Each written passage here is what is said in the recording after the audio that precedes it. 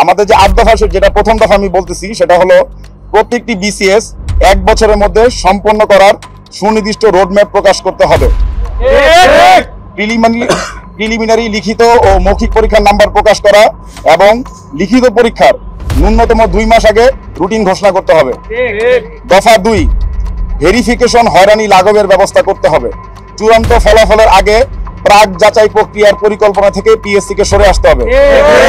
ফৌজদারি মামলা ও রাষ্ট্রদ্রোহিতার দণ্ডিত সুস্পষ্ট অভিযোগ ব্যতীত পিএসসি কর্তৃক চূড়ান্ত সুপারিশপ্রাপ্ত কোনো প্রার্থী গ্যাজেট আটকানো যাবে না।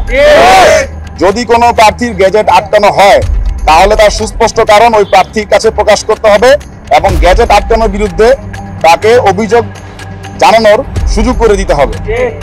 দফা 3, নন ক্যাডার বিধি 2023 সংশোধন অথবা প্রয়োজন সাপেক্ষে বাতিল করে বিসিএস মৌখিক পরীক্ষায় উত্তীর্ণ সকলের চাকরির বন্দোবস্ত করতে হবে।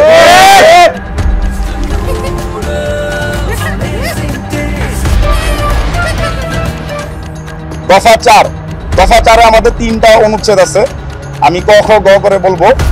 দফা 4টা হলো 46তম বিসিএস লিখিত পরীক্ষার পূর্বে, যেহেতু আপনারা জানেন আমাদের পরীক্ষাটা আপাতত স্থগিত হয়েছে, এর মধ্যে প্রথম অনুচ্ছেদ যেটা ক, প্রশ্ন ফাঁসে জড়িতদের বহিষ্কার এবং শাস্তির ব্যবস্থা করতে হবে। আমরা কোনো মতেই আমাদের সাথে প্রশ্ন ফাঁসে জড়িত যারা আছেন তাদের সাথে আমরা পরীক্ষায় বসতে চাই না, বসবো না। এবং আমি যদি ব্যক্তিগতভাবে বলি আমার ব্যক্তিগত অভিমত, আমি কোনো প্রশ্নচরের সাথে পরীক্ষায় বসতে চাই না।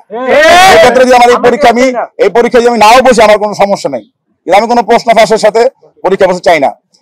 খ, ভবিষ্যতে 46তম বিসিএস বাতিলের কোনো সম্ভাবনা তৈরি হবে না এই মর্মে নিশ্চয়তা দিতে হবে। গ, আগামী জুন মাসের মধ্যে 44তম বিসিএস যেটার ভাইবা এখন পেন্ডিং আছে সেটা চূড়ান্ত ফলাফল প্রকাশ করে জুলাই মাসে সুবিধাজনক সময়ে 46তম বিসিএস এর লিখিত পরীক্ষা আয়োজন করতে হবে।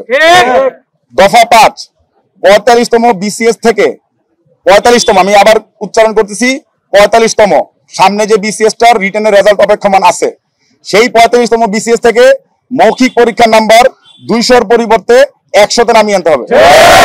45তম বিসিএস লিখিত ফলাফলটাও জুন মাসের মধ্যে প্রকাশ করে ভাইবা কমপ্লিট করে 2025 সালের ডিসেম্বরের মধ্যেই চূড়ান্ত ফলাফল প্রকাশ করতে হবে।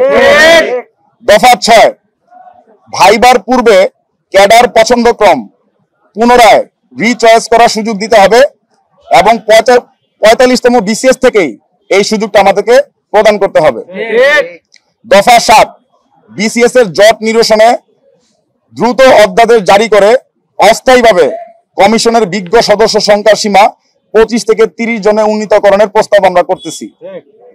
এবং সর্বশেষ দফা 8, লিখিত খাতার মূল্যায়নে গতিময়তা, নিরাপত্তা ও নিরপেক্ষতা আনয়নে কমিশনের